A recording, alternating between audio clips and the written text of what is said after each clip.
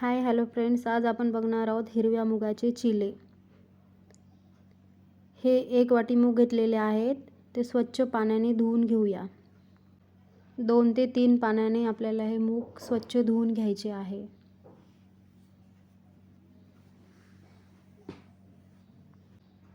पाणी काढून घेऊया.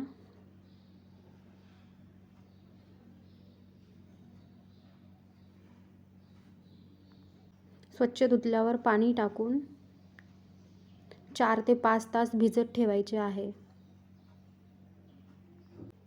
आता आपण बघणार आहोत ओल्या नारळाची चटणी. खोबरं, डाळ व शेंगदाणे, हिरवी मिरची, थोडीशी कोथिंबीर, थोडंसं मीठ. हे आता मिक्सरला बारीक करून घेऊया आपण. मिक्सरला बारीक करून घेतलेलं आहे. त्यात थोडं पाणी टाकून मिक्सरला बारीक फिरून घेऊया. अशी बारीक पेस्ट करून घ्यायची आहे.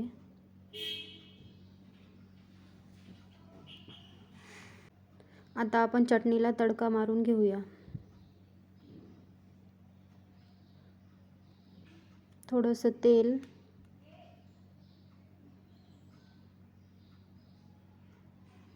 मोहरी, जिरं,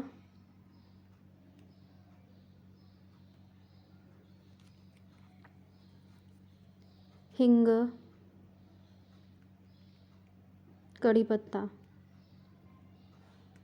गॅस बंद करून घेऊया.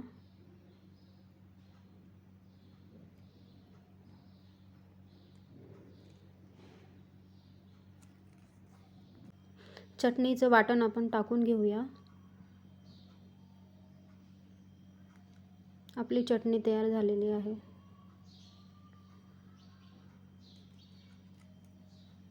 तुम्ही पाणी टाकून घट्ट किंवा पातळ अशी बनवून घेऊ शकता.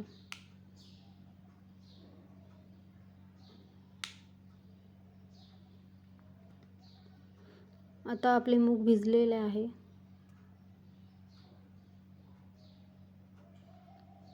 मिक्सरच्या भांड्यामध्ये वाटून घेऊया आपण.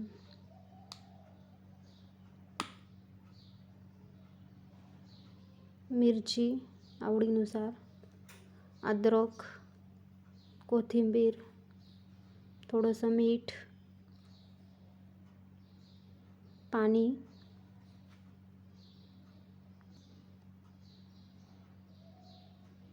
वाटून घेऊया मिक्सरला.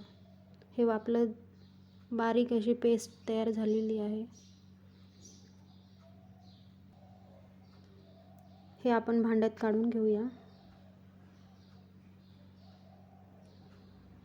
त्यामध्ये थोडंसं पाणी टाकून पातळ करून घेऊया.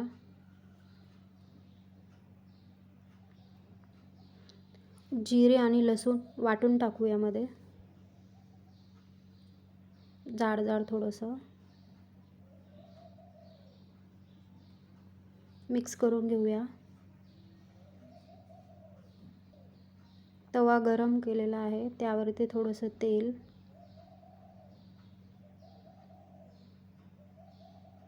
हे चिल्याचं मिश्रण आपण पसरवून घेऊया.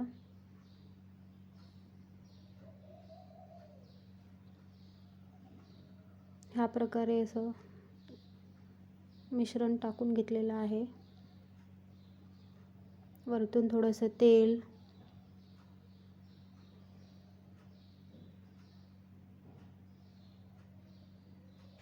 पलटी करून घेऊया.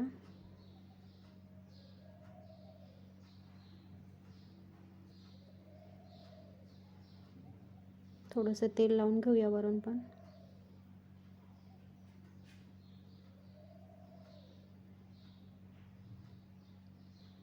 छान असं भाजून घेऊया.